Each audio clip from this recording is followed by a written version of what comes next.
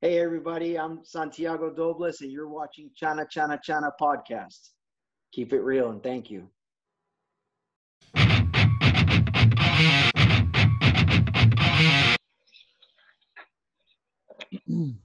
Hi everyone, welcome to another episode of my podcast. We have a special guest today all the way from Florida.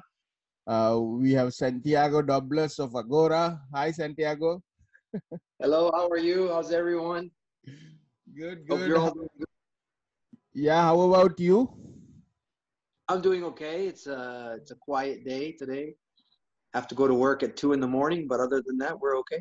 Life is good. So, how's the situation over there with this, COVID lockdowns and everything? Is it getting Oh, normal now or it's what? crazy. It's crazy. They reopened the state of Florida. However, the Democrats want everybody wearing masks and still having social distancing and still limiting interaction. The Republicans, they want everything open, Right. and so the governor is Republican, so he said open everything, but all the individual mayors and city mayors, they want everything closed still. They still want lockdowns and things. So it's a little bit difficult. Right. Um, it's a bit uncomfortable either way. Yeah, and now that all these things and even the president is having COVID, right? It's So they say. So they say. I don't know yet if it's true yeah, or yeah, not. But that's why they called me into work at 2 in the morning. I have to. I mix audio for the local uh, television news, and apparently they have me on call for breaking news about the president today until tomorrow 3 p.m. So for 12 hours, I'm on shift there to see what right. happens with you know that kind of thing. So it's Yeah, interesting. yes. But one of the things that really affected because of COVID is the music, bans, right? People are really Yeah, affected, right? there's no live playing. There's no nothing. Luckily for me, I haven't played live in a while, so it doesn't affect me too much. Mm. But it does affect people I know who are touring. Friends of mine that tour and stuff. But now I just get together in my studio. I have my studio in my house, so I make music here with my friends and stuff. And as you know, a good friend of ours, Jason. And Yes, yes. so we live close by, so he comes over and we work on music, which is good. And we'll see what happens with this whole COVID situation. I don't know anybody who's gotten sick. I don't know anybody who's had it. I know people. I do think it's real, but at the same time, the mortality rate is like 99.6. Yeah. I mean, it seems like the flu is more dangerous. You know. Yes. So I got to know you from Jason actually because I interviewed Jason a few episodes back. Oh, good. I knew the band Aghora, but I got to know you from Jason. So what have you been doing with Jason? Oh, we're working on some new music. Something a little different than Aghora and Cynic. Um, Very musical, not limited to metal, I would say. Although it still might have some metal moments here and there, but it's a little more open the palette of musical colors, if you will. Right, Tiago. I wanted to ask you about your guitar. The guitar that you post, the blue one. What is that guitar? That's a Steinberger, a little Steinberger Spirit guitar. Right. It's it's a relatively inexpensive guitar, but it sounds great. I changed the pickups on it, and it sounds incredible. It's very convenient to play, and I could take it anywhere. In fact, it goes with me everywhere I go. Hmm. And whenever I have free time, I can take it out and just play, and then put it back in the case. And it doesn't interfere with anything. It just goes along with everything I do in life, which is good. Yeah. So, can you tell me a little bit about your childhood, growing up? Sure. Uh, I grew up in Boston, and my parents, my stepdad and my dad were both very musical. And so in both homes, you know, my parents got a divorce when I was young. In both homes, I had the opportunity to learn and study about music and was encouraged to constantly learn about music. So my father was going to the New England Conservatory of Music. My stepfather was going to Berklee. And so as a little kid, I actually roamed around the hallways of those two schools, you know. Mm. So I was probably picking up stuff. I mean, I remember as a child listening to Bach, Mozart, Brahms, listening to Bartok, Stravinsky, and things like that. And it got me probably why I like metal, because to me, metal is very much like classical music in a lot of ways, you know?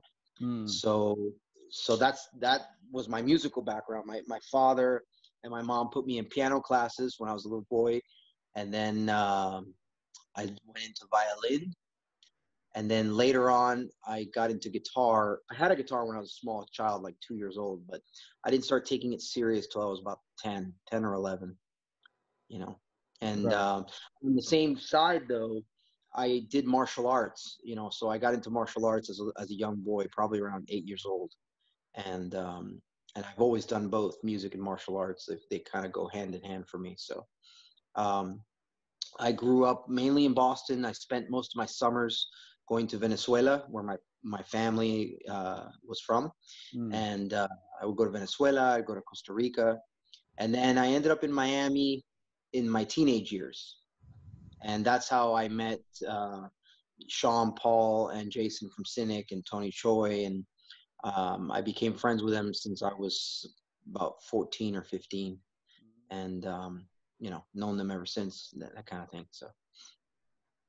Right. So, so your dad is also a composer, right? Famous composer. So, My dad, he's a crazy musician, man. He's out of this world. He does everything from classical music to jazz to folk to rock. You know, he played keyboard on the last Aghora record. right, right, Uh, he's just out of this world. I mean, he's one of the few people that I know that can take a pen or a paper and notate. He can write music from his head to pen and paper, right?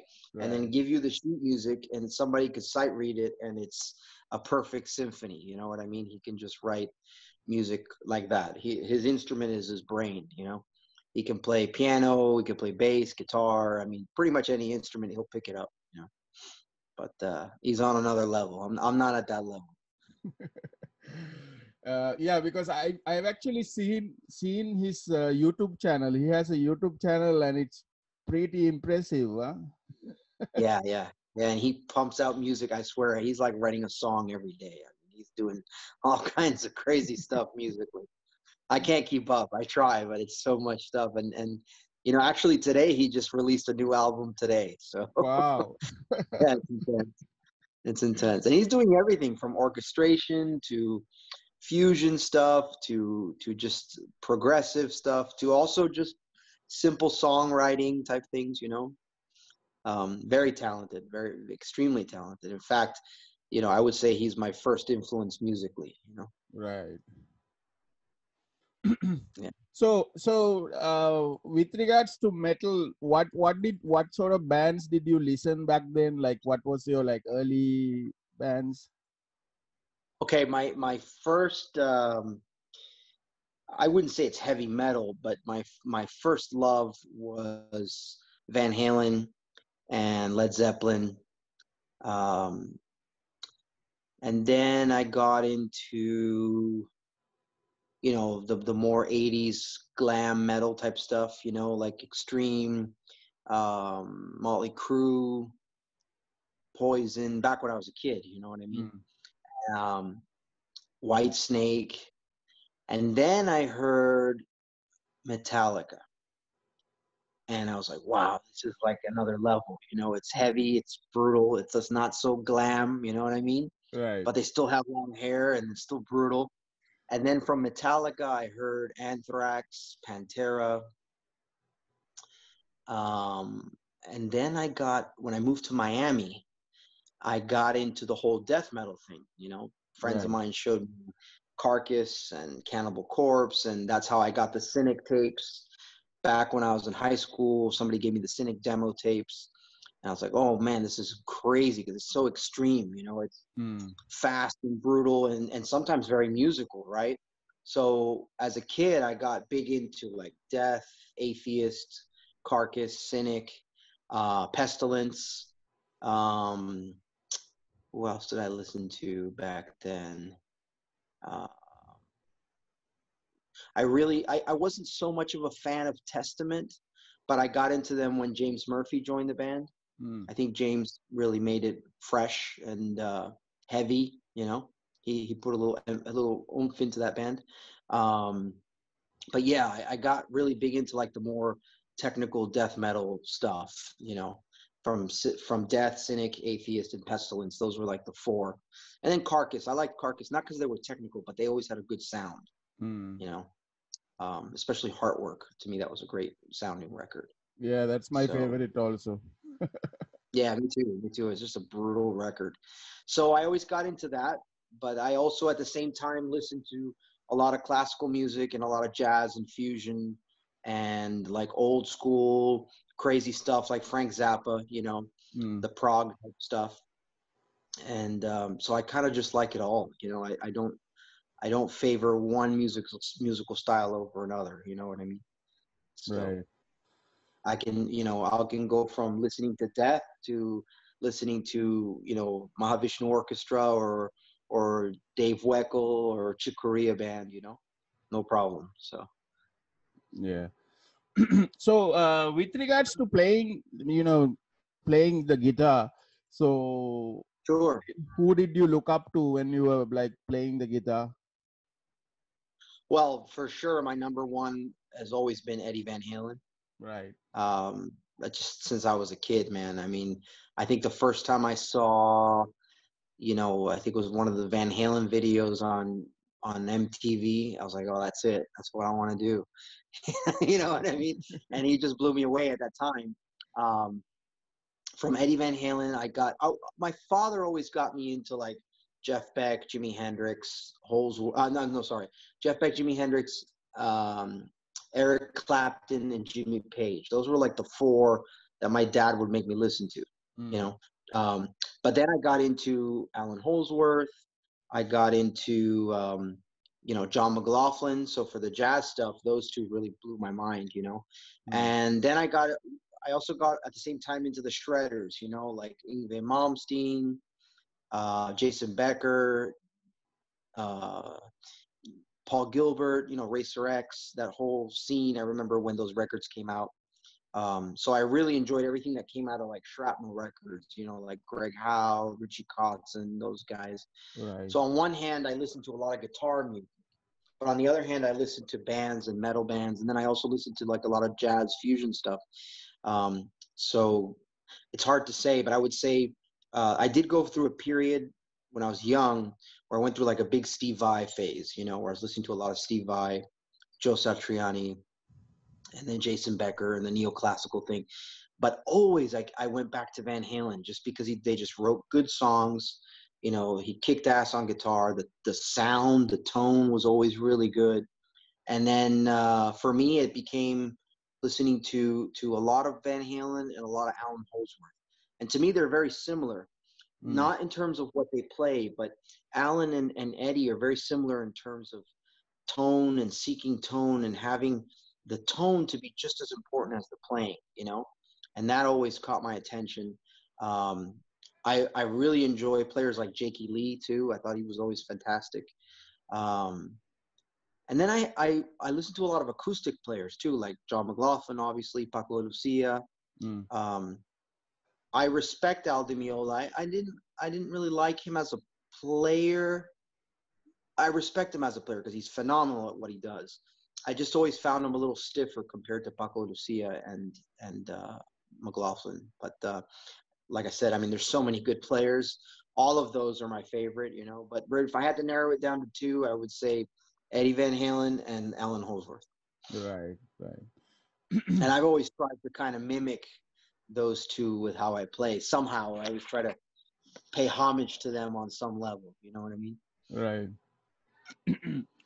So you also studied in Berklee, right?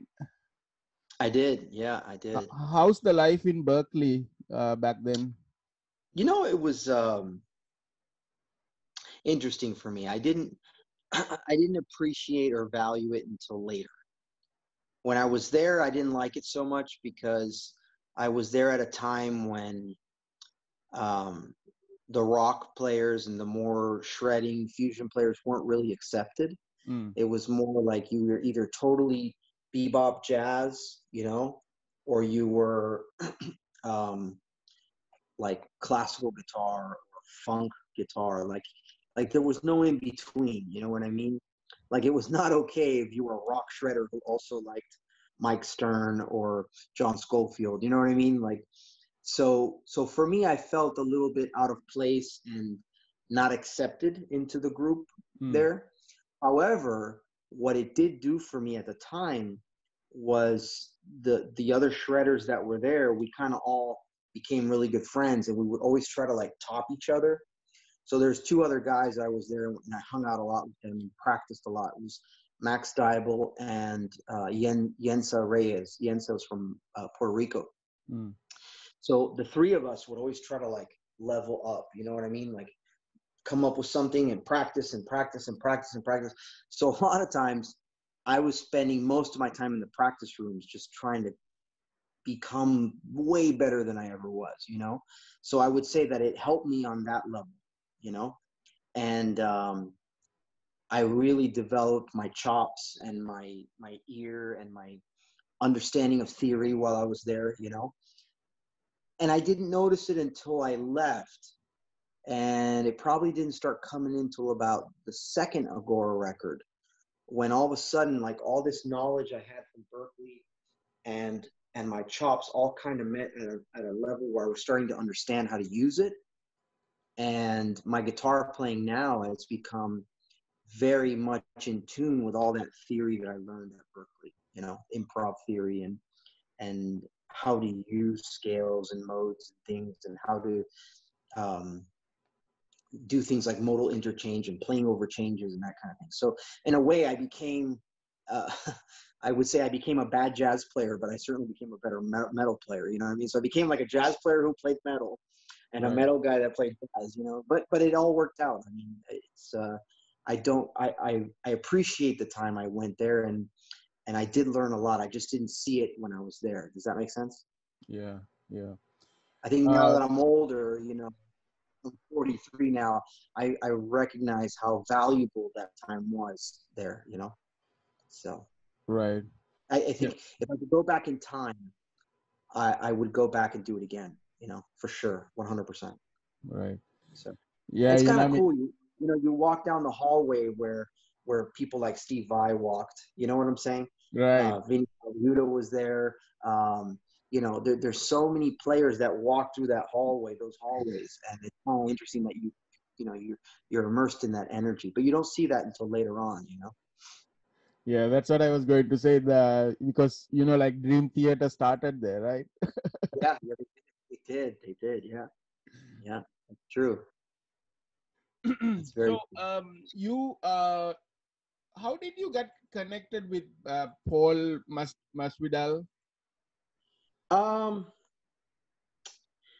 Okay, so at the time, my old drummer in my band when I was in high school, he was taking lessons with Sean Reiner. His name was Oscar Guardado. He was taking lessons with Sean, and Cynic had a warehouse where they would rehearse out of, which was kind of 5 or 10 minutes from where we all lived. Mm. So I used to go to the drum lesson and hang out with Sean while Oscar was getting his drum lesson. And so from there, I started becoming friends with Sean and then hanging out with Paul. And then I don't remember when exactly, but I started taking guitar lessons from him. So I would go to his house and you know, he would give me his lessons and stuff. And it was interesting because we never really, like a lot of people think Paul taught me how to play, but I was already playing Mm. um, when I met him. I was already shredding and on that level because I was studying actually with another guy named Paul Paul Aldani, who was connected to everybody in Shrapnel Records. So that guy had all these like access to things from Paul Gilbert, from Marty Friedman, from Jason Becker. So I was learning that stuff when I was like 14, 15, you know what I mean? And so when I met Paul showed me, what he did teach me was, believe it or not, how to play jazz chords, how to read charts, jazz charts. We worked on jazz lines and improvising over some jazz stuff. So that was a good thing, you know, that he kind of, Paul definitely pushed me into the direction of expanding my understanding of jazz a little bit before I got to Berklee. So that was a key thing. But you know, he's a great guy. I mean, I haven't talked to Paul in years. We kind of lost touch and we kind of separated a bit. But yeah, he's a great player and a good person. You know, he's a good, definitely was an important influence in my development as a guitar player and my influence musically. You know, him and Jason for sure. You know, Right. I was always closer friends wise with Sean Reiner. Sean Reiner and I were good friends, and you know, I miss him big time. And now when he passed, Jason and I connected again. I hadn't seen Jason, God, since I was 15 or 14. So must have been 1992, 93. I think it was the last Cynic show they played in Miami and Fort Lauderdale. I think I was at the last one there. That was probably the last time I saw Jason. So, but yeah, I mean, they've always been friends of mine. You know, I'm always very close also with Tony Choi. We're still friends. We talk all the time. And Tony and I have worked together on several projects and things. And it's a great friend, you know, good brother. You know what I mean? So, yeah, that's my connection to Cynic. So I joined Cynic for a short period of time too. yeah. Didn't last. Yeah, it didn't last long. Paul and I didn't. I don't think we saw eye to eye with things. So I just chose a different route. You know, I'll leave it at that. Right. So what do you remember in Florida? Because Florida had this big death metal scene there, right? All this with Cannibal and all this. What do you remember about the shows back then? Well, I mean, okay, so Cynic used to play at the Cameo in Miami Beach, and they would open up for all the big metal bands that would come in. And then there was always shows from here to Orlando to Tampa. You could always find some big band playing, you know. So it would be like Atheist and Cynic, or it would be, you know, Death and someone else, or Deicide and someone else, you know. And that was for a few years, up until even like when Aghora was still playing live in 2000. Before my stepson passed away in 2010, which is why I stopped playing shows for a while. At that time, you would still find bands here all the time playing. Some big death metal band was coming around, you know. But back in the old Cynic days, at that warehouse, right next to it, you had, God, I can't remember the name of the band now. Alex Marquez used to play in this band. You have Malevolent Creation. You had is it Celtic Frost? No, it was I can't remember. But back then it was like all those bands were down here, you know. Sometimes even at the Cynic warehouse, Death used to rehearse there. So there was always something going on. It was a amazing time to see, because there were so many good musicians, and they were all trying to take it to like another level, brutally and also musically. So it was quite fascinating to be a part of that and to grow up in that, you know. Right. So this your band, so Aghora. So why did you choose the name Aghora? Okay, so I was always into yoga and shamanism and meditation when I was young. And I read a book about Aghoris in India. Right. And I was like, oh, this is awesome. And so just to be different, you know, I said, I'm going to name a band called Aghora, you know, and then that's what happened. And it stayed, you know. And so we just kept it. And then the cool thing about it was the name Aghora seems to mean something in every culture. Right. Like in Portuguese, Aghora means now.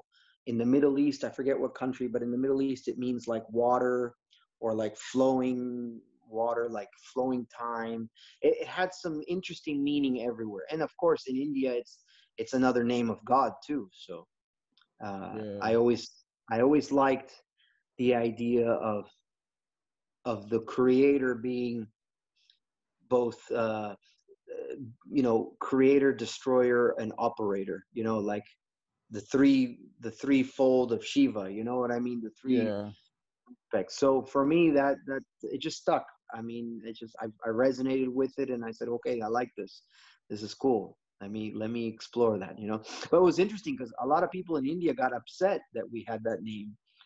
Back in 1999, I remember releasing the record, and I got letters and emails from people saying, how dare I use the name Aghora? Okay, sorry.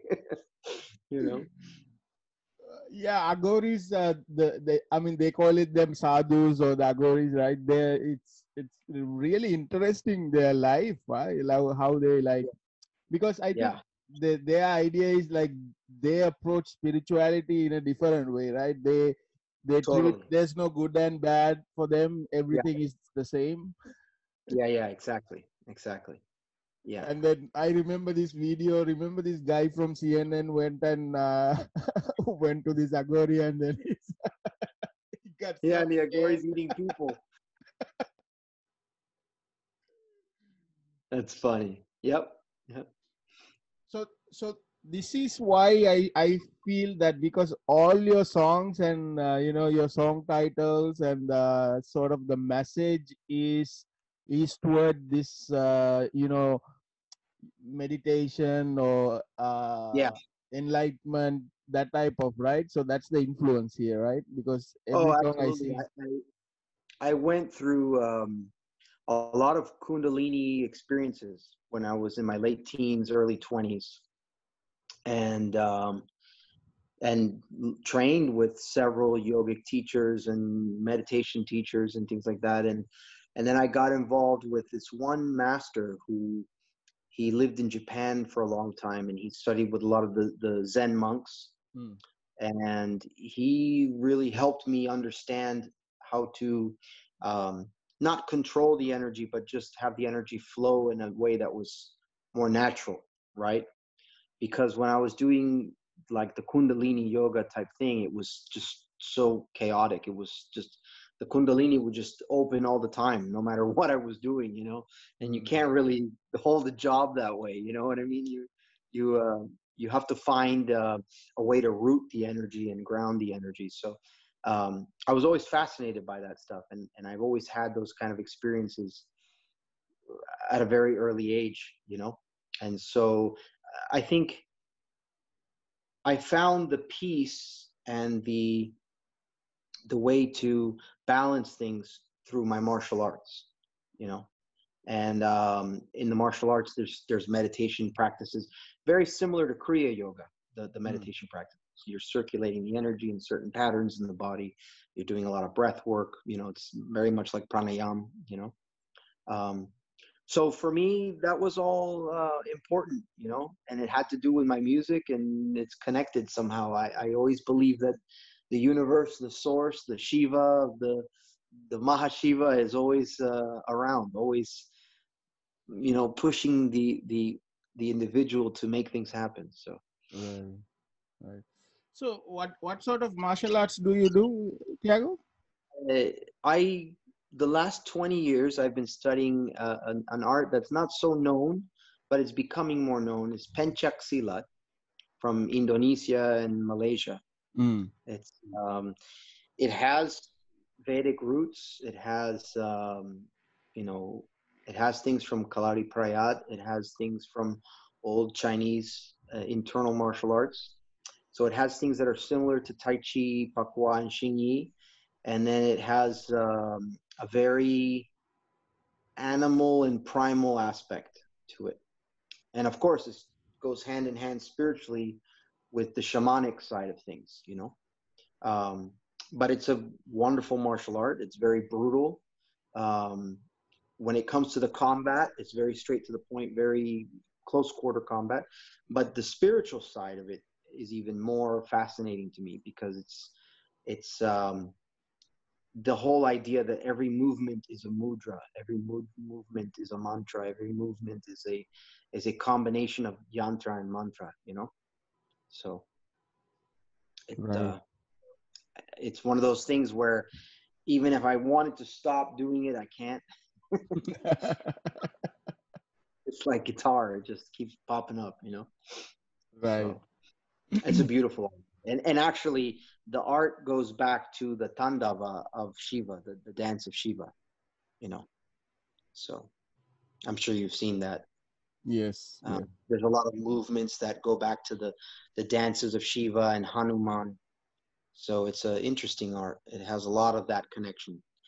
To me, it's a snapshot of the old world, the old ways, the going back to the old Vedic empires and Buddhist empires. Yeah. Because Indonesia is used to be a Buddhist or Hindu kingdom before, right? Correct. Yeah, you had it was first the Majapahit Empire, and then it became the Srivijaya Empire, and then the Muslims came, and then the Portuguese and the British and the Dutch came, and then it became part of the modern world, so to speak. Right. But yeah, for 4,000 years it was a Vedic kingdom. Yeah. I've lived there for about a year in Bandung, and Oh wow. Okay. yeah, I So you had must have seen some Silat. sorry. So you probably saw some Silat in Bandung, no? What is Silat again? Sorry.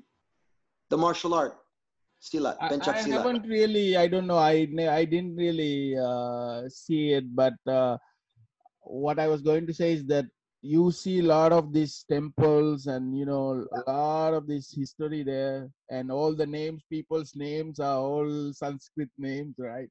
Yeah, they're all Sanskrit. Yeah, like all the jurus and the movements, they're like Shiva Kura, Garuda Kura, Monyet, Yeah. Hanuman. I mean, it's so in there, you know. So yeah, absolutely. Yeah, I remember that when I lived in that about a year, I was there and I felt so safe in Bandung. I don't know why. That It's was I've never been, but I have friends that have gone, and a lot of my teachers are from Java and Indonesia. The culture and the people, they're just so beautiful and naturally spiritual people. I mean, they're just a lot of them are Muslim and some of them are Sufi, and then some of them are still Hindu and what they call Buhun or Kejawan, which is like the shamanistic, you know, it's like the native shamans that are there. But right. the shamans still have things that are connected to the Vedic world. Yeah. It's fascinating. It's amazing. My love to that side of the world for sure. I mean, there's amazing stuff there. Right. So your first album, which was released 1999. 99, we recorded it in 98 Mm. and it was released in 1999. Yep. One of the songs that I really like is Satya. It's a good song. Crazy. Yeah, it's how did that song came up? I was reading a lot of at the time Paramahansa Yogananda, Sri Yukteswar, some of his books. I was reading, Ayurvedic books, yoga books. I was reading a lot of stuff. And actually, Steve Vai recommended to me one time. I met him a couple times, and he recommended to me a book called The Complete Yoga Book. And I was reading about it and studying the asanas and things. And I was thinking about the yugas, like the Kali Yuga, Satya Yuga, and this whole thing. And I remember somebody telling me that in the time of truth, whatever you spoke manifested. And so Satya, that song, kind of like me wanting to envision or understand or go back to that kind of reality, right? Because we've been in a Kali Yuga for a long time. You know what I mean? And so Kali Yuga, for those that don't know, is kind of like an end of times or a chaotic time. And so, you know, even now more than ever, you see it. There's a lot of injustice and a lot of things that go against human potential. You know, it's almost like humans are imprisoned on this planet. You know what I mean? And they shouldn't be. You know, and so Satya, that song, has a lot of this kind of like strife against that. You know what I mean? And then, of course, musically, we were trying to do like, okay, what would it sound like if Mahavishnu Orchestra was a little more metal, you know? That was the vibe. Right. That's all I remember from that song is that solo is crazy. It's a crazy solo. I don't know what the hell I was thinking, but it was cool. Yeah, and then I think I also like the vocals. Who was the lady who did the vocals? Oh, that was my sister, my stepsister Danishta. She's got a great voice and just very unique sound for that time. And so she lives in San Francisco now. She does all kinds of music now, experimental stuff, and she tours. She has her own records now. She got out of the rock thing, but at the time, you know, it was great. She sang really good, and it was fun to be making music with family, you know. Right. And then you released the album Formulas in 2006, and then recently in 2019 you released the new album, right? Yep. Which Entheogenic Frequencies. Yes. So I feel that there's no more vocals on that beyond 2019. Yeah, right? the last album, there's no vocals whatsoever. What happened was Diana left from the second record, and she came back to do vocals for the new record, but they didn't fit. I mean, she's a great singer. She's an amazing singer, but it just didn't fit with how we were going. The music got heavier. The music had like the song structures changed. It wasn't so much like a song where you have like a verse, chorus type thing, you know? And to me, the new record is kind of like taking the sound of the second record with the vibe of the first record, you know, and something different altogether. It's just a whole other world. But I think it was a record that musically took Aghora to another place as a band. You know? A lot of things happened too. I mean, I started writing that music right after I did Formless. And right after I did Formless, I wanted to challenge myself musically and challenge everybody in the band. And at the time, Gian left on drums, and Sean got busy with Cynic Reunion Tour, which I was supposed to do. Sean called me and asked me to write music for the new Cynic record. And like I said, Paul and I kind of had a falling out. So what I did, I took that music that I was writing for Cynic, and I applied it to, I said, well, you know what? It's going to go in the new Aghora record, you know? And I made it Aghora. And so it really pushed the envelope, because part of me wanted to do something that was better than Aghora 1 and Aghora 2.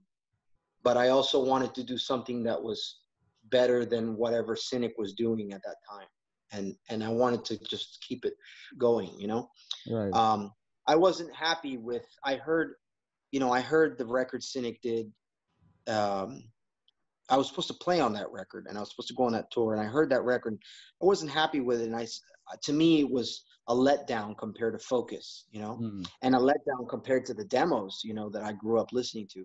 So for me, Aghora 3 was a way for me to not let myself down and not let the fans down. It was kind of like, you know what, we're going to give you what we can give you, you know. That was the attitude, you know. I know music is not competitive, but to me, there's something martial arts about it, you know. And so I just wanted the last record to kick ass, and I think it did. You know, I knock on wood. Yes, I it's think it definitely did, did. because what I do this one of my thing is I do a lot of walking. So I Yeah. put the headphones on and then I keep on walking. I've been listening to that album like over and over. Oh, awesome, man. Awesome. I'm so happy to hear that. Yeah, like Path, Marduk Prophecy, and Kingdom of Yeah. Tia, and all this. It's like you're in a different world when you're listening to that song. Well, that was the whole thing. I wanted the album to truly be a meditative experience, even though it's metal, but it should take you somewhere, you know? Mm, And the first record was very like Hindu in terms of the concepts, right? The second record is very much me exploring Buddhist and Taoist concepts, yeah, especially from the shamanic point of view. This last record was really experiencing like African shamanism, Persian shamanism, things from Sufism, things from ancient Persia. Um, and in my opinion, things from the source of humanity, which I believe we are an offspring of an intelligent alien race, you know, and so that record really kind of goes there. I had a really profound spiritual experience. I went to visit the pyramids in Mexico, in Teotihuacan, right. and when I got back, um, I think I went several times. I don't remember, but I know I came back and I wrote Formless, but the energy that I got from that experience in that pyramid, I was trying to convey it musically, and I got it into this last record. You know, I think Yeah. this last record pushed the envelope where we were going. You know, so who knows what will happen on the next record? It's gonna be intense too. So we'll see. Yeah, it's quite interesting that all these different places, different cultures, but when you look at it, it seems that all of these were inspired by the same, maybe from the same uh, Yeah. aliens. Or I mean, you see the show like Ancient Aliens, where they all try to Oh break yeah. this down. Oh yeah. Yeah. Absolutely. I'm not kidding, man. I mean, I had a lot of interesting experiences, like I said, when I was a kid with meditation, and my mom and I had experiences with extraterrestrial and feelings, and I saw UFOs a couple times when I was growing up. And my grandfather was a pilot for the Air Force, and he saw several times during the Korean War. He saw certain UFOs, and so I always believed it was real, you know. And what sealed the deal for me was, like I said, when I went to those pyramids and I felt the energy and experienced it there, and I came back home and I was still having visions, and I didn't use any drugs or anything. I was still having visions of things I saw and felt there, and they stuck with me. And I said, okay, this is, there's something much older than any religion on this planet, Mm, and it's something that's deep, and we're connected to it, we're a part of it. Let me explore that. And that's what Aghora 3 is musically. It's exploring that, you know. right. And And I believe too that, you know, certain plants are teachers, you know. You have like the cannabis plant, you have the mushrooms, those are teachers, you know, ayahuasca, those yeah, are teachers, and they open up our ability to, on a micro level, to understand a little bit deeper what this universe is, you know, and at least allow you to see it differently. And so all that played a big role in the last Aghora record, 100%. right. Yeah, I also read that I heard somebody saying that the like the Kundalini experiences is kind of similar to a DMT, like you're taking like DMT. Oh yeah, yeah, 100%. Absolutely. I agree. I Right. agree. You know, I think one is more shocking and more like boom, you're right there, you know, Right. like if you take a mushroom trip or ayahuasca or DMT. But if you work on meditation and things like meditation and something like Kriya Yoga or Kundalini Yoga or Qigong, you're immersed in that slowly, but it lasts longer. You know what I mean? And Right. you don't need any substance. It's just your connection to your own energy and your breath and your own sexual energy flowing through your body, and then that creates states in the mind, and it stays with you. You just have to, like, once you get into that moment, boom, you remember the feeling and you're already there. Yeah, right. So One more band that's one more great band from Florida is Pestilence, which yeah, I well, was they're able not to from Florida. I was able to They're from, see them last year. They played in Manila last year. wow. Yeah, and then I know that you recorded with them, right? I did. Well, they're from Holland. They're from the Netherlands, but they have an interesting connection to Florida because Tony Choi played in the band for a while, um, and then I recorded with them on their last record called Hadeon, and it was a fantastic record. It was awesome to play on. And Patrick Mameli, I have a lot of love and respect for him. He's a great guitar player and a good friend, and he's always been a badass in the music. He's always been a amazing, brutal guitar player, and he knows his stuff. He knows his shit on guitar. And I like his attitude and his approach, and I'm very thankful that he gave me the opportunity to play on Hadeon because he believed in me, and I've never had the chance to, well, outside of Aghora, I never really had the chance to show that world what I can do musically. Like I said, it almost happened with Cynic, but it didn't happen. It almost happened with Atheist, but then Kelly, I don't know what happened there. I was supposed to play with them, and that didn't happen. I got called to play with Morbid Angel one time, and then it didn't happen. I got called to play with Deicide, and then somebody else got the gig. So for me, it was very important to do Pestilence because Patrick said, okay, do whatever you want. So he let me do whatever I want. And in my opinion, I think I delivered probably some of my best guitar playing, and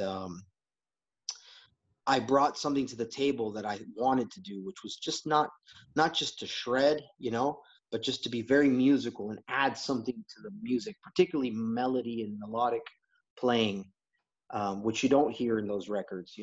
And so that was cool. That I had a great time, and like I said, Patrick is he's a brother of mine, and I appreciate the fact that he gave me the chance to do that.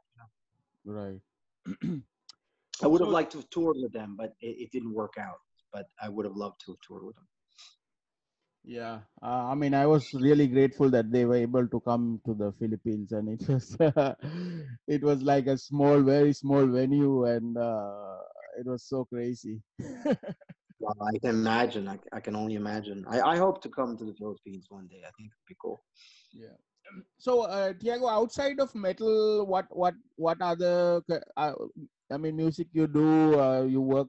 I know that you do music for other stuff, other projects. Well, I do music for my dad, and some time to time I record stuff for him. Um, I work in audio, so I mix audio for television shows. I do a lot of live audio television stuff. Um, I used to make music for TV shows. Um, so, from time to time, people call me to record guitars for all kinds of styles. So sometimes I do that. Um, the music industry changed in 2008, so it wasn't as lucrative as it was before.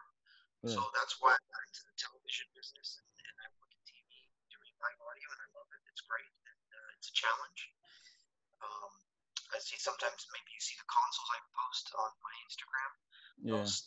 I use those every day, and it's fascinating, the CalRec consoles, and it's fun to work on. So. Yeah, Tiago, I think I'm losing your mic. Oh, you're using my mic? Let me see here. Should be okay now. Can you speak again? Is it better? 1, 2, 3, Yeah, 4. yeah. Can you hear me? Yes, better. What about? Yeah, it's better. Oh, It's better. Yeah. sorry.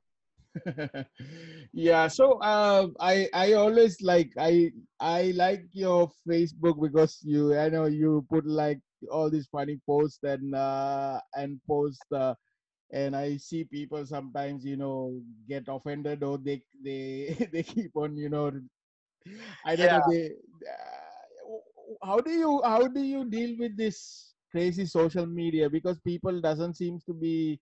I don't know. I feel that it's only towards a certain side that they always. If you post something about that, people gets offended, right? yeah. Well, I've learned to not give a shit what people think.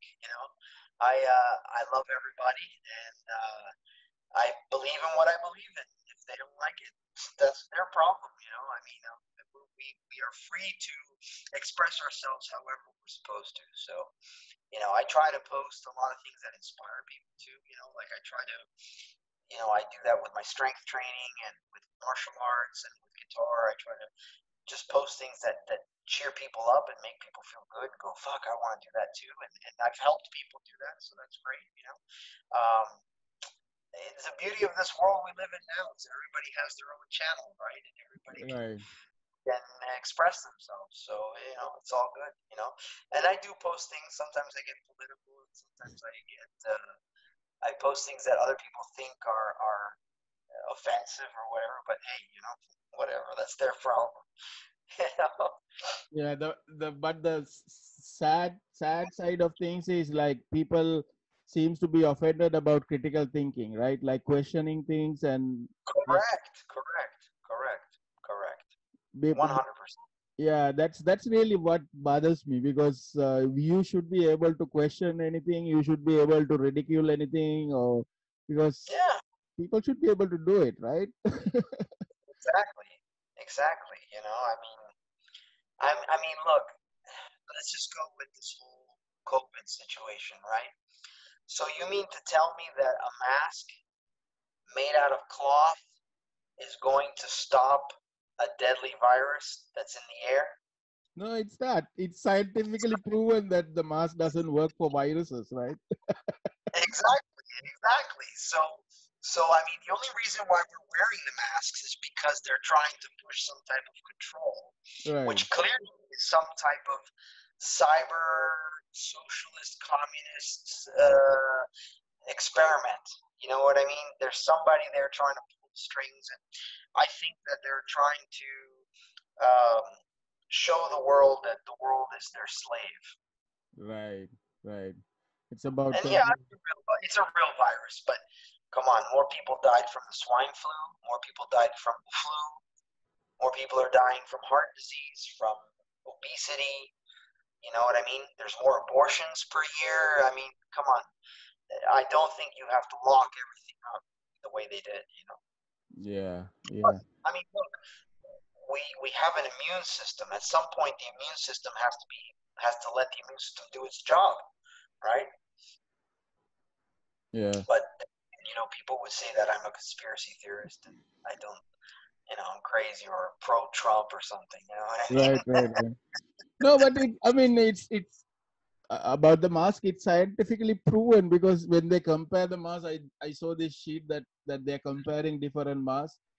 Yeah. Even the surgical mask doesn't really save you from viruses, right? It's Right.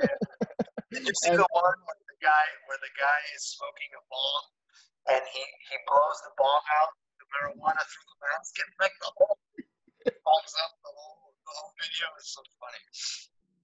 and then all these hand sanitizers, because all this is a bacterial antibacterial hand sanitizers, right? It keeps Oh, on let me like tell you, it's destroyed my hands, man. My hands are really dry and cracked because you have to use them at work, and it's destroyed my hands, man. So I have to use coconut oil and shea butter. It sucks. I'm ready for 2020 to be over. To be honest with you. right. So with the music that you're recording with Jason, and so what's the plan? So when are you planning to put out some new music? Well, it's a little slower because my schedule's really busy right now. Matt's schedule's busy because he's got his kids too, and he's homeschooling. I'm homeschooling my kids as well. So we get together when we can, and then what we do is we try to crank out at least one song. Jason and I have put together, we have a lot of ideas. There's got to be like 20 ideas already, but we've put together about 2 songs that are ready to be recorded. And we sent them to Matt, my drummer, Matt Thompson, who plays in King Diamond and Aghora as well, and in Shaolin Death Squad. Matt's working on drums right now, and when he finishes, Alan will play bass. So some of the music is it's more fusion than metal, and funky too. Jason's an amazing funk guitar player, actually, and I don't know, a lot of people don't know that, but he's just an amazing funky guitar player, So he's got a ton of ideas, and so we're just working on them little by little. I mean, I'm hoping we can get a record done maybe in 6 months, maybe sooner, maybe a little, within that ballpark, 6 months to a year. Right. But yeah, we're definitely recording one, and it's awesome. I like the music. Jason likes it, and I'm just happy that Jason's playing again. Yeah. And I'm happy that he chose to work with me to write and to make music. I mean, that's just a blessing, and I'm honored. I mean, he's always been one of my favorite musicians and guitar players, so it's pretty cool to be able to do that. Yeah. Actually, Jason told me that he started playing again because of he got inspired when he came to the Philippines, and they were people who were still fans of him. They had a tribute show for him here in the Philippines. So yeah, he told me that. He said he loved it there, and he loved the people for sure. Yeah. So, Tiago, so what's your message to the people who support Aghora and you? Well, first of all, thank you for everybody who likes the music, who's found it inspiring in some way. That's what we made it for, and I'm so happy that people all over the world have embraced it. To me, that's just amazing and fascinating. And thank you. I mean, that's all I can really say is thank you, and I hope to continue making more music for all of you. And I'm very approachable. Please contact me on Facebook and Instagram, and I always welcome everybody as friends and family. So thank you so much for that. Right. And to the young musicians, keep making music. Keep pushing the envelope. Make stuff that inspires people, because nowadays there's so many metal bands, but what I find is people have lost a little bit the soulfulness of music. So even if you make metal, make it soulful. If you play guitar, it's not just about how fast you play. It's how can you make those notes really, either scream or cry or make those notes sing. And I think it's important that the younger guys now, or the younger girls and guys that play music, to make their music as soulful as possible, because everything's going like AI, robotic. You know what I mean? Even in the music, just like super robotic all the time, which is great, and it's hard to play. But don't forget about the human side of what we do, as humans. And I think that's important. You know what I mean? Yeah. So. That's why even probably you see my post on Facebook, because I follow all different musics. I like the slow ones, the cheesy ones, even like metal. Sometimes people. Oh, me too. I mean, I listen to pop with my kids. I listen to everything, man. Everything, Yeah, and a lot of people think that there's this idea that pop songs are simple and but no, they are hard to play, right? Yeah, man. Actually, it's funny. Like, there's stuff that Jason and I are writing now. When you look at it, it looks simple. It's some of the hardest shit I've ever played. You know what I mean? It's just some of the hardest stuff I've ever done, So yeah, there's nothing simple about music. I mean, music can be, sometimes the most simplest thing is actually really hard. Yeah. For sure. I like your posts. I see the posts of you and your son meditating. I like those. Yes, That's and good. he just completed his 21 days, Yeah, his first 21 days, and now he's doing it daily by himself before bed. that's awesome. That's Yeah, really good. That's impressive. I was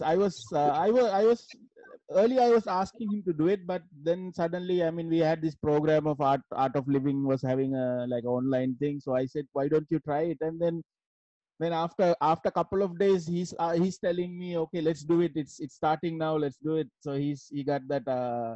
I think it's That's really cool, man. helping him because he's very hyperactive. So it helps Hmm. him to focus on his schoolwork and all this. Plus, these days he's staying at home, right? So he couldn't. I don't think he has gone out for like 6 7 months now. Like from last Yeah, December, he wasn't. he's got to channel that energy. Yeah. Yeah. So it's really Good I'm for you, really man. That's a happy blessing. about it. That's a blessing, man. Good for you. Yeah. So Tiago, thank you for joining this podcast. I'm really glad that we had this talk. Uh, Thank you, la- man. Thank you, man. Thank you so much. lastly, anybody you want to shout out to? Oh man, shout out to everybody in the Philippines and everybody in Southeast Asia and all over the world. Thank you for enjoying Aghora. Thank you for supporting this kind of music and thank you for the time, Channa. I appreciate it, man. Thank you. Yeah. So Tiago, have a great evening. You Thank you. too. You too. Thank you, brother. Thank you. Stay in touch. Yes.